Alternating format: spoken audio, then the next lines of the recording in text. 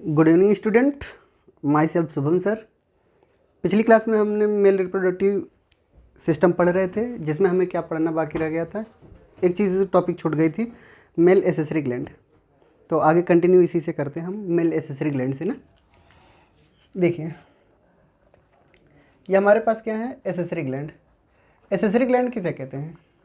पहले हमने बताया था कि एक चीज़ें होती है नेसेसरी, एक होती है एसेसरी। ठीक है।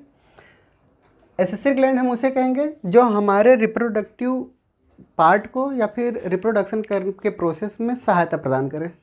सहायता का मतलब हेल्प करे। तो हमें 3 ही ग्लैंड के बारे में पढ़ना है। पहला किसके बारे में पढ़ना है? सेमाइनल वेसिकल्स के बारे में पढ़ना है। किसके बारे में पढ़ना है? सेमाइनल वेसिकल्स के बारे में पढ़ना है। दूसरा हमें किसके बारे में पढ़ना है? प्रोस्टेट ग्लैंड के बारे में पढ़ना है। कौन सा ग्लैंड है हमारा? प्रोस्टेट ग्लैंड है। फिर नंबर 3 पे आते हैं हमारे पास कॉपर्स ग्लैंड। कौन से? कॉपर्स ग्लैंड, या इन्हीं को हम बल्बो यूरेथ्रल ग्लैंड भी कहते हैं। किस नाम से जानते हैं? Bulbo urethral gland. ये 3 ग्लैंड हमें पढ़ने हैं। ये तीनों ग्लैंड मिल करके अपना अपना सिक्रेशन देंगे, हार्मोन्स निकालेंगे। कोई हमारे सीमेन बनाएगा, सेमाइनल फ्लूइड बनाएंगे। तो बारी बारी से हम चर्चा करते हैं एक तरफ से एक तरफ। तो पहला टॉपिक हमारा क्या आता है? Seminal vesicles. चलिए सेमाइनल वेसिकल्स के बारे में हम पढ़ते हैं। आप साथ साथ नोट डाउन भी करते जाइएगा। तो सेमाइनल वेसिकल्स के बारे में देखिए क्या है।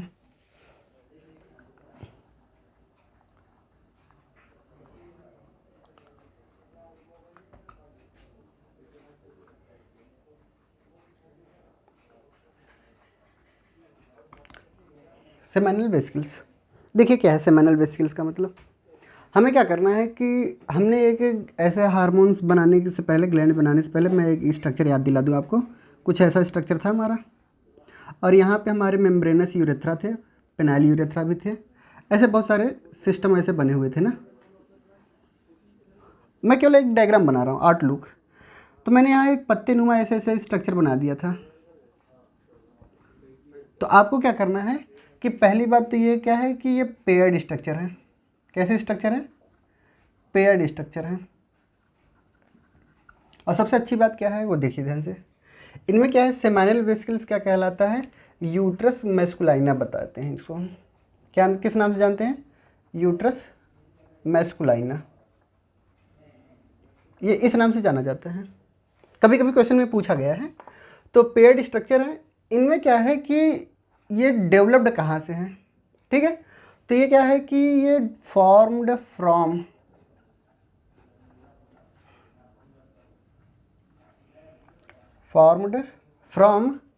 एम्ब्रियोनिक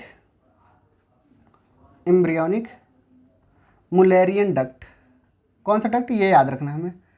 सिलेबस में नहीं है आपके, ठीक है, एनसीईआरटी ने नहीं लिखा है, लेकिन एक बार क्वेश्चन में एमसी में पूछा गया है।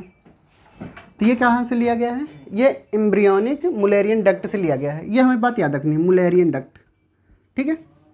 अब इनका क्या होता है कि जो सिक्रीशन होते हैं मुलेरियन डक्ट में, अब हमारा क्या करना है, ये पेयर्ड स्ट्रक्चर है, ये हार्मोन सिक्रीट करेंगे।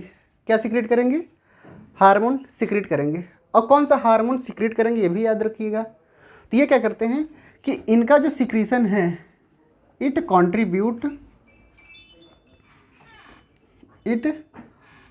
कॉन्ट्रीब्यूट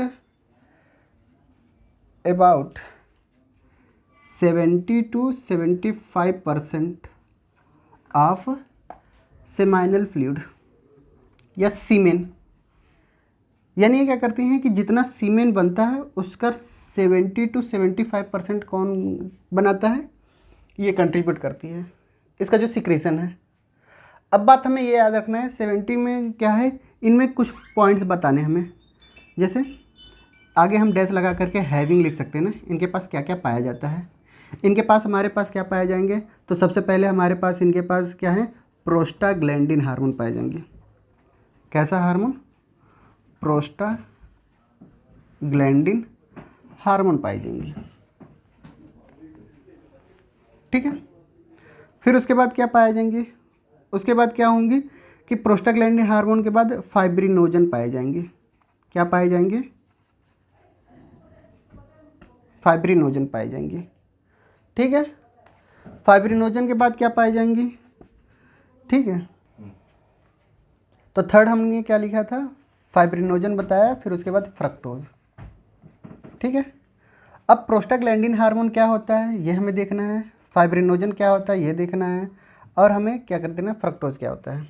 तो देखिए ध्यान से समझिए, प्रोस्टाग्लैंडिन हार्मोन क्या होता है, आपको ये पता होगा कि जितने भी हार्मोन सिक्रीशन हो रहे हैं, पहले इन दोनों की चर्चा कर लें, फिर उसके बाद हम ये इनकी चर्चा कर लेते हैं।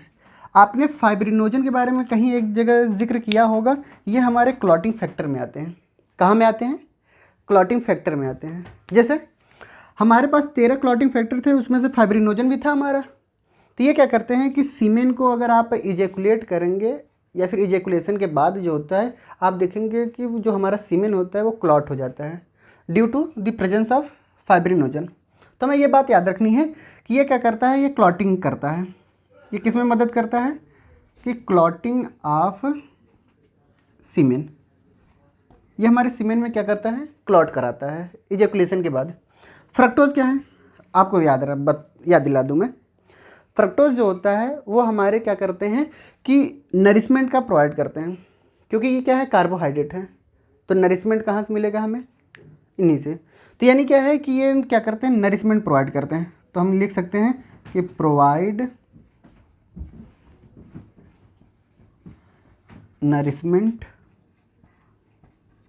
टू दी स्पर्म, ठीक है। इन दोनों की चर्चा तो हमने कर ली ना, कि फाइब्रिनोजन क्या करता है, ये क्लॉटिंग कराता है, फ्रक्टोज हमारा क्या करता है, नरिशमेंट प्रोवाइड करता है। अब बची बात किसकी, हमारे लिए प्रोस्टाग्लैंडिन की। तो ये आप नोट डाउन कर लीजिए। अब मैं प्रोस्टाग्लैंडिन के बारे में बता रहा हूँ डिटेल में थोड़ी बहुत। प्रोस्टाग्लैंडिन जो होता है वो ना, वो अनसैचुरेटेड फैटी एसिड होती है। क्या होती है, अनसैचुरेटेड फैटी एसिड होती है। अनसैचुरेटेड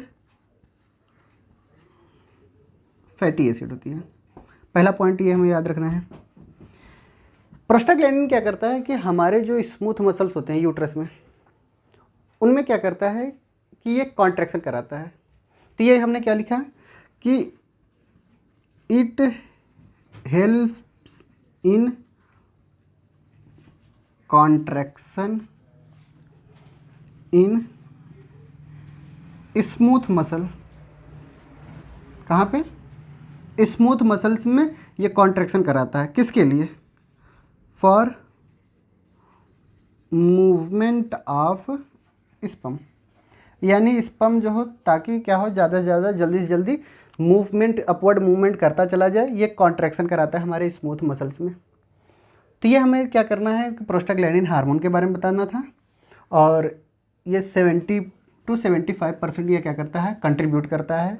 ये लगभग एनसीईआरटी ने लिखा है 70%, ठीक है। तो हमें ये बातें याद रखनी है। अब कहोगे सर जी ये हमें ये नहीं बात समझ में, मुलेरियन डक्ट क्या है। हम जब पैदा हो रहे होते हैं तो उस दौरान क्या होता है कि हमारे पास मुलेरियन डक्ट भी निकलता है, जिससे हमारे क्या होते हैं कि मुलेरियन डक्ट से हमें दो बातें और याद रखनी है। मुलेरियन डक्ट से हमारा जो फीमेल वजाइना होता है,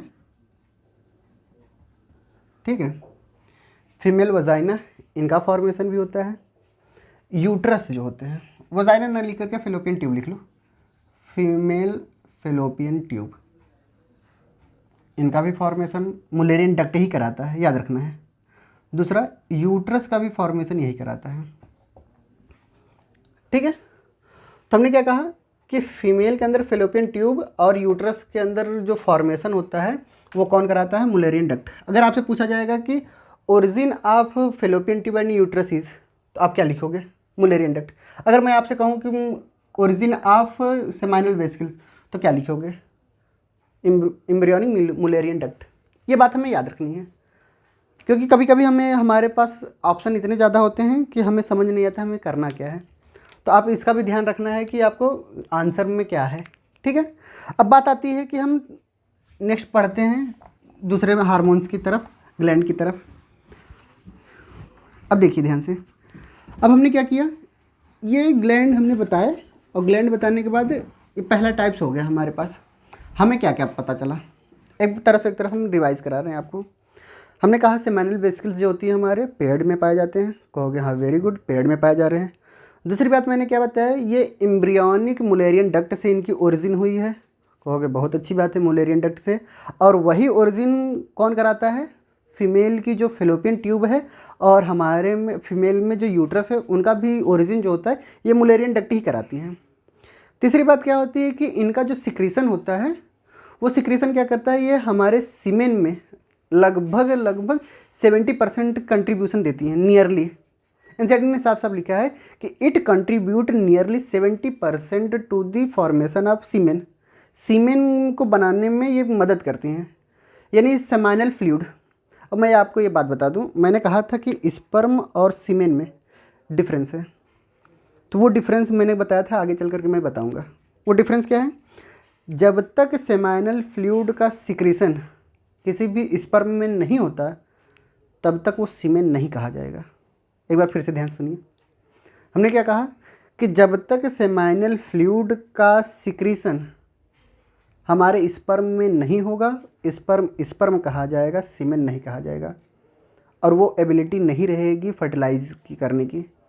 जब तक सेमाइनल फ्लूइड जाएगा नहीं तब तक एबिलिटी नहीं होगा कि किसी भी स्पर्म कोई भी ओवम को फ्यूज़ कर दें।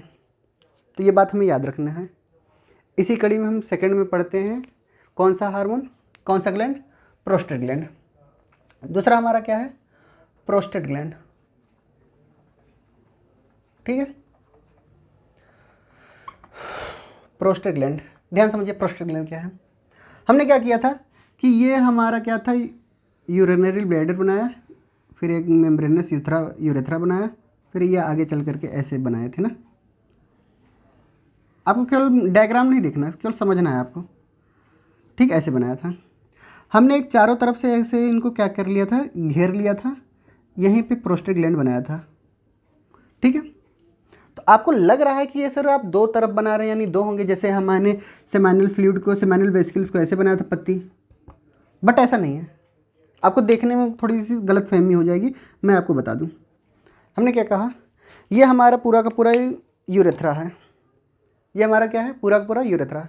हमने चारों तरफ से इसको घेर लिया, बात समझिए क्या है, ये हमारा पूरा का पूरा यूरेथ्रा है, इसको चारों तरफ मैंने क्या किया, घेर लिया। ये हमारी हथेली एक ही है ना, कहोगे हाँ।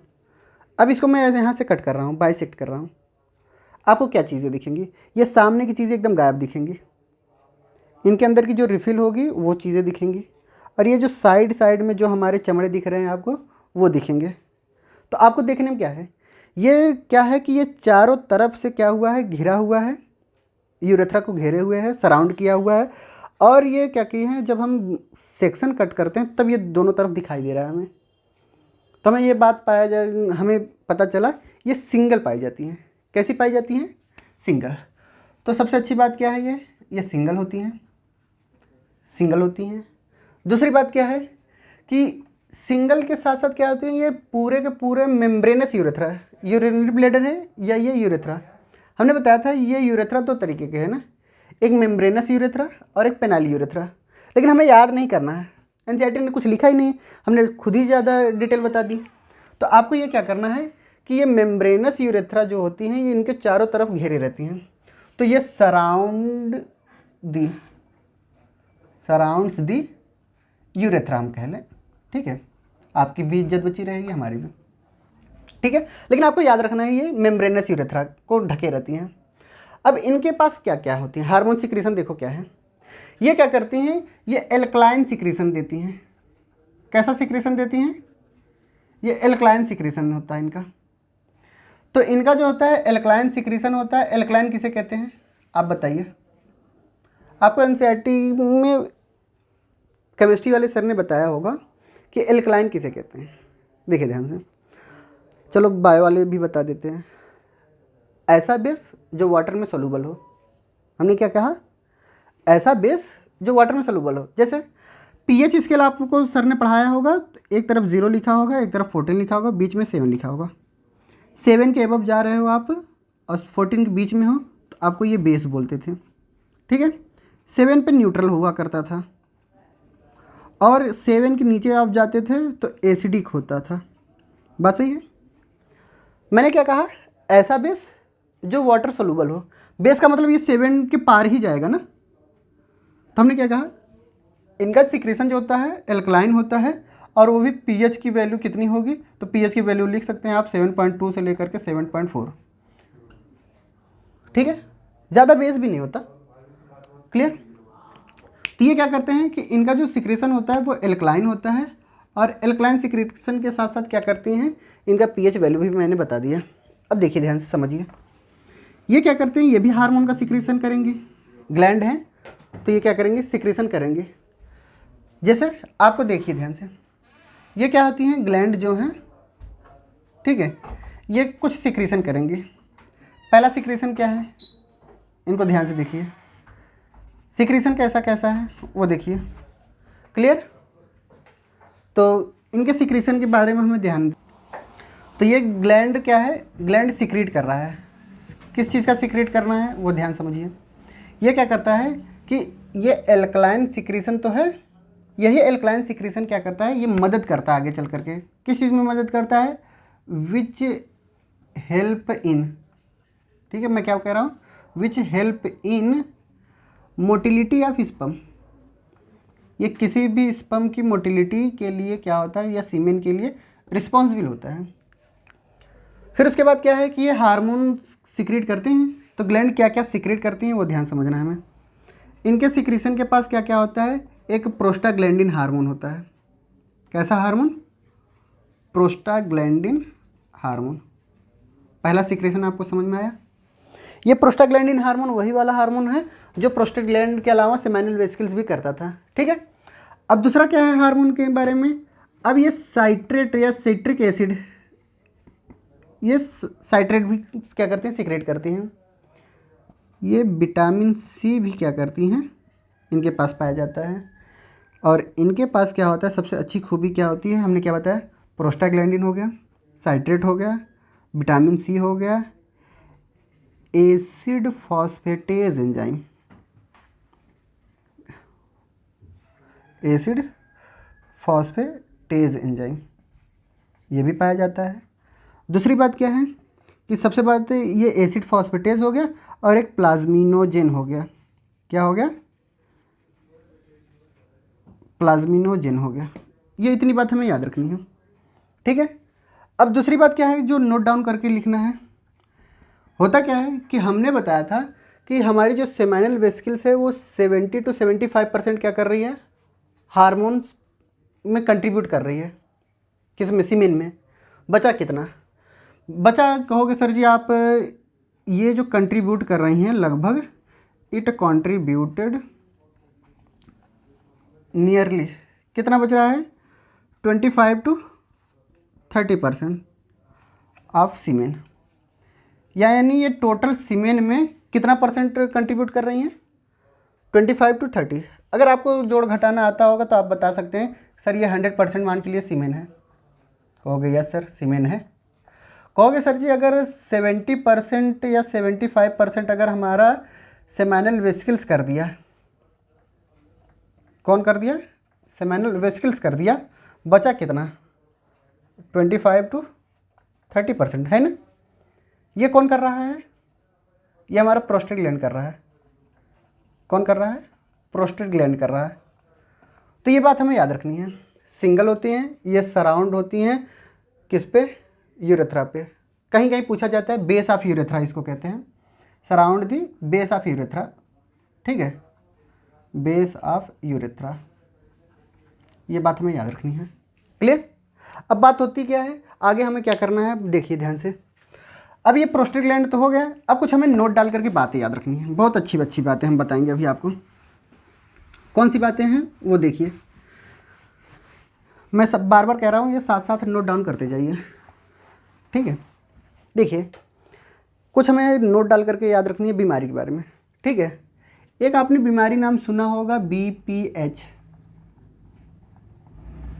ठीक है, कौन सी, BPH। BPH का मतलब क्या होता है, ये ध्यान सुनिए, ये होता है बिनाइन, ठीक है, प्रोस्टेट या प्रोस्टैटिक हाइपरट्रॉफी। हमने क्या बोला, ये कहा हमें बीमारी है BPH, ठीक है। इसमें क्या होता है आप ध्यान समझिए। आपने भी कभी कभी नोटिस किया होगा कि जो ओल्ड एज में पर्सन होते हैं उनको बार बार मिक्चुरेशन लगती है, यानी पेशाब बार बार लगती है। आपने ये नोटिस किया होगा। तो हम भी नोटिस करते थे, हम भी रह रहे हैं आसपास, तो हम अपने दादाजी को कहीं पे लिवा के अगर जाते थे तो अगर 20 किलोमीटर या 20 किलोमीटर अगर लिवा के जाना होता था तो लगभग नहीं तो 5 बार तो उतरते थे, बेटा कहीं रुको किनारे लगाओ। हम भी लगा देते थे भाई। हमें बार बार ये बहुत जान करके ये लगती थी यार ये कितना लगता, पानी तो पीते भी नहीं। ये कॉमन है BPH में, ठीक है। ये ओल्ड एज में ऐसा होता है बीमारी। ऐसे में क्या होता है कि जब ओल्ड एज में क्या होता है कि हमारे जो प्रोस्टेट ग्लैंड होते हैं वो धीरे धीरे बढ़ जाते हैं, और जिसकी वजह से क्या होता है, प्रेशर लगने लगता है हमारे किस पे, यूरेथ्रा पे। ध्यान समझिए, हमने क्या कहा, ये हमारा क्या है, यूरेथ्रा है, ठीक है। ये यूरेथ्रा का पाथ है। अब इसके चारों तरफ क्या है, मान चलिए प्रोस्टेट ग्लैंड है। जब ये बढ़ेगा तो जाहिर सी बात है ये प्रेशर अंदर की तरफ ही तो लगाएगा, तो इनकी जो नली होगी ये, ठीक है। आप इस कंपैरिजन में देखेंगे इनकी जो नली दिख रही है आपको बहुत नैरो दिख रही है। तो होता क्या है कि इन ओल्ड एज, आपको याद रखना है, in old age sometimes prostate gland increases around the urethra, ठीक है, which results into narrowing of urethra. Urethra के नैरोइंग होने लगती है ना, ध्यान समझिए। यूरेथ्रा कैसा होने लगता है, पतला होने लगता है, जिसकी वजह से क्या होता है कि which results into narrowing of urethra and it leads into, ठीक है, it's lead to difficulty in micturition कह लो या यूरिनेशन कह लो, ठीक है, कोई भी बात कर लो। हमने क्या लिख लिया, यूरिनेशन, ठीक है। ये यूरिनेशन करने में क्या होता है, डिफ़िकल्टीज होती है। यही एक बीमारी है जिसको हम डिसयूरिया भी बोलते हैं। क्या नाम बोलते हैं, डिसयूरिया भी बोलते हैं, ठीक है। कोई दिक्कत नहीं है। इसमें क्या होता है, ये सर्जिकली क्या है, ट्रीटेड है। डॉक्टर क्या कहता है, डायरेक्टली सर्जरी करता है, इसको धीरे से रिमूव कर देता है, और रिमूव करने के बाद अपने आप पाथ क्या हो जाता है, नॉर्मल आ जाता है, ठीक है। ये बात तो हमें याद रखनी है। दूसरी बात क्या याद रखनी है, ये तो बीमारी तो हमने पढ़ ली बहुत अच्छे से, डिसयूरिया। अब हमें क्या करना है कि कभी कभी ये जो होते हैं हमारे प्रोस्टेट ग्लैंड इतने बढ़ जाते हैं कि वो कैंसर में कन्वर्ट हो जाते हैं। तो मैंने क्या लिखा दूसरा पॉइंट में, sometimes BPH lead to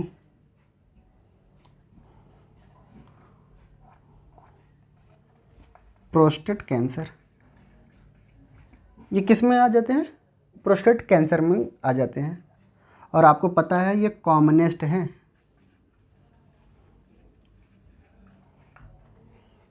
commonest cancer, सबसे ज़्यादा मैक्सिमम यही होता है कैंसर मेल में।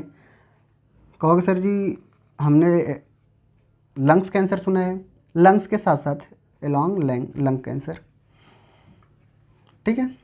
अगर लंग्स कैंसर है और प्रोस्टेट कैंसर की मैं बात करूँगा तो 20% सब में होते हैं, इसलिए हमने एलॉन्ग विद लिख दिया है, ठीक है, एलॉन्ग विद लंग्स कैंसर, ठीक है। अब बात ये याद रखनी है, ये तो प्रोस्टेट कैंसर के बारे में ये सब सारी बातें बता दी हमने, ये हमें बीमारी याद रखनी है। दूसरी बात हमें किसके बारे में पढ़ना है, कॉपर्स ग्लैंड के बारे में पढ़ना है। किसके बारे में पढ़ना है, कॉपर्स ग्लैंड के बारे में। कॉपर्स ग्लैंड क्या है, देखिए ध्यान से,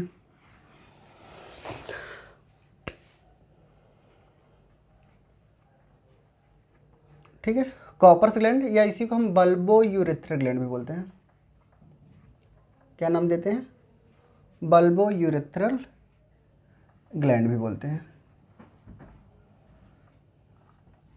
ठीक है, बल्बो यूरेथ्रल ग्लैंड क्या है ये भी ध्यान समझो। ये एक ऐसा ग्लैंड है, ये भी पेड़ में पाए जा रहे हैं हमारे। इनका भी सिक्रीशन क्या होता है? एल्कलाइन सिक्रीशन होता है। इनका सिक्रीशन कैसा होता है? Alkaline secretion.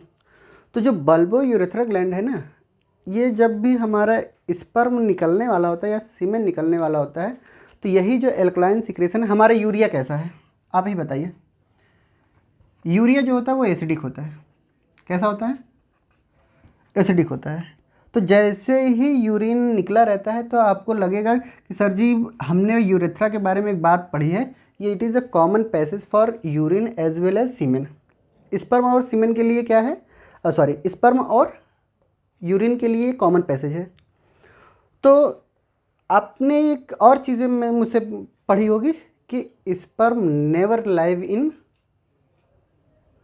एसिडिक मीडियम, यानी एसिडिक मीडियम में कभी भी स्पर्म ग्रोथ कर ही नहीं सकता, मर जाएगा बेचारा तड़प करके। ठीक है, तो ये क्या करते हैं कि एसिडिक मीडियम में ये ग्रोथ कर नहीं पा रही है, तो इसके लिए क्या करते हैं कि ये जो कॉपर्स ग्लैंड है ये क्या करती हैं? एल्कलाइन सिक्रीशन करती हैं। कैसे सिक्रीशन करती हैं? एल्कलाइन सिक्रीशन करती हैं। और एल्कलाइन सिक्रीशन करने की वजह से ये क्या करती हैं? न्यूट्रलाइज कर लेती हैं। क्या करती हैं? न्यूट्रलाइज करती हैं। किसको? Path of urethra. यूरेथ्रा के पाथ को क्या करेंगे? न्यूट्रलाइज करेंगे। और जैसे ही यूरेथ्रा का पाथ न्यूट्रलाइज होगा तो ये तब यूरिन क्या होती हैं? साफ़ हो जाएंगी, पाथ ऑफ यूरेथ्रा एकदम सही हो जाएगा। अब जा कर के हमारे क्या आएंगे? स्पर्म आएंगे। ठीक है, और ये दूसरा काम और करती हैं, neutralise the path of urethra and it helps in lubrication. ये किस में मदद करती हैं? लुब्रिकेशन में मदद करती हैं। कब? During the sexual intercourse. जब हम सेक्सुअल इंटरकोर्स करते हैं तो ये लुब्रिकेशन में मदद करती हैं। ठीक है, यानी कॉपुलेशन के दौरान। ये हमें बात याद रखनी है। अब ये क्या करती है? ये लुब्रिकेशन में भी तो मदद कर रही हैं। किस दौरान? सेक्सुअल इंटरकोर्स के दौरान, ताकि क्या हो कि हमारे जो सेक्सुअल इंटरकोर्स हो आसानी से हो जाए। तो इतनी बात केवल ये हमारे कॉपर्स ग्लैंड में हमें बतानी थी। और एक बात और, कुछ नोट डाल करके एक बातें मैं भूल गया था, वो इसी वक्त मैं बता दूं। ठीक है, देखिए, प्रोस्टेट ग्लैंड जो होता है वो एक्सक्लूसिव ग्लैंड है मेल रिप्रोडक्टिव ऑर्गन का। हमने क्वेश्चन में पूछा गया है कि जो प्रोस्टेट ग्लैंड है, याद रखिए, कॉपर्स ग्लैंड नहीं, प्रोस्टेट ग्लैंड, पीछे जा रहे हैं। प्रोस्टेट ग्लैंड जो है इज़ एक्सक्लूसिव, ये मेल के अलावा कहीं और नहीं पाया जाएगा। Exclusive accessory gland, exclusive accessory gland, यानी ये मेल के अलावा कहीं नहीं पाया जाएगा। और इसका संबंध नहीं कह सकते, इनका रिलेशन जो है ये अनुमान क्या बता सकते हैं? होमोलॉगस। होमोलॉगस का मतलब समझ रहे हो? होमोलॉगस का मतलब क्या है कि ये ग्लैंड ऑफ स्किनी से रिलेटेड है फीमेल में। ठीक है, तो एक बार क्वेश्चन में पूछा गया है ये होमोलॉगस है किसका? Homologous to gland of Skene. ठीक है, तो ये हमारा यहीं पे टॉपिक ख़त्म होता है। ठीक है, आई होप ये मेल एसेसरी ग्लैंड आपको समझ में आया होगा। तब तक के लिए चलते हैं, धन्यवाद।